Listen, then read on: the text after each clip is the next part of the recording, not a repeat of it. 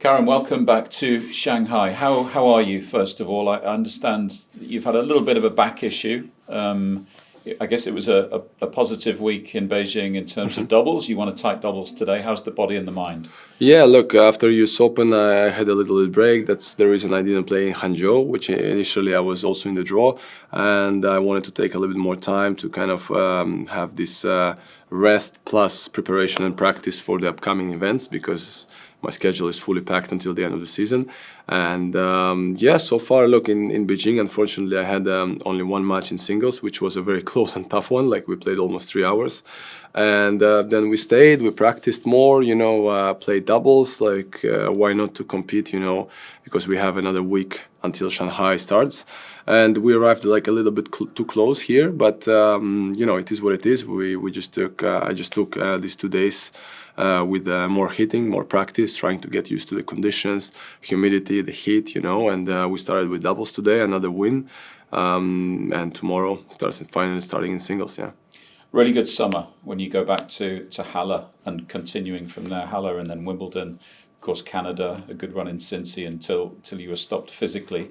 When you look back on that period, how satisfying was that? Particularly because it pushed you, in the end it pushed you back into the top 10, but in terms of the improvements on court, the game development side? Yeah, definitely. Look, once I know that not all the time when you have results and when you succeed, it means that you are playing super well. But I think sometimes it's a little bit of both. Of course, some matches I just won very, very close ones, like, in Wimbledon, best of 5, 2 tough matches. If I wouldn't win those, maybe I wouldn't go to quarterfinals. So it's always a little bit if, but in general, like, I think definitely I had some good matches. I mean, I was getting the form.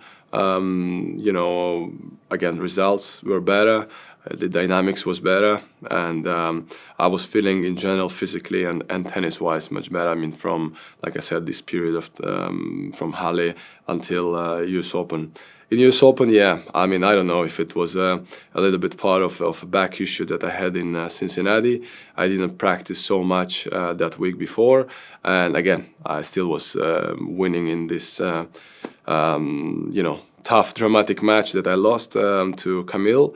I was leading, 2 sets to love, and unfortunately lost it. So, yeah, I think still a lot of positives now. Just trying to, with this short time without competition, to get into the best end of the season. Yeah, we'll talk about the end of the season in a moment. I just wanted to ask you about the analysts, the tennis fanatics. They're always looking for little things that you guys are changing. There were suggestions that you made changes to the racket frame around Halle time. I don't know if you've spoken about that a bit. Yeah. What were those changes, and how much of an effect did that have in terms of the results from Halle through to Cincy? I think it's a big part. Yeah, Wilson created a new frame which will come out next season, and to be honest, I was playing with my older frame. I achieved also some good results, before, but I think the conditions and the balls, I think players spoken a lot about it. Been changing the last 5 years since the pandemic, since COVID, and I was feeling at one point that, in terms of the progress a little bit, I need to have a certain change, So I was kind of wanted this, but maybe was not fully convinced, with that decision. So that was a process the last couple of years, I would say. And I think finally after French Open this year, I said, okay, I want to change it, yes or yes. Wilson made a new frame, and look, I just had the first feel. I said, okay, I like it. I feel more power. I feel it better, and I think all together played out pretty well. Good stuff, positive.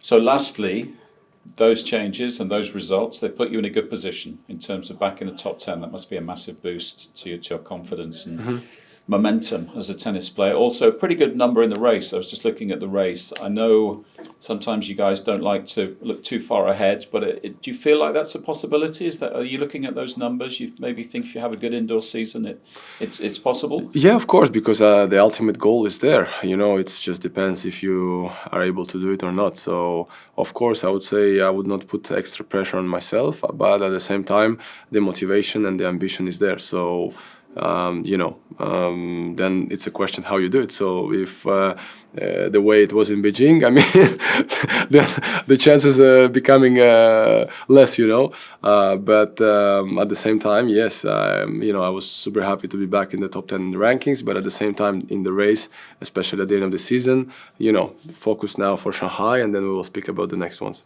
Good luck. Thank you.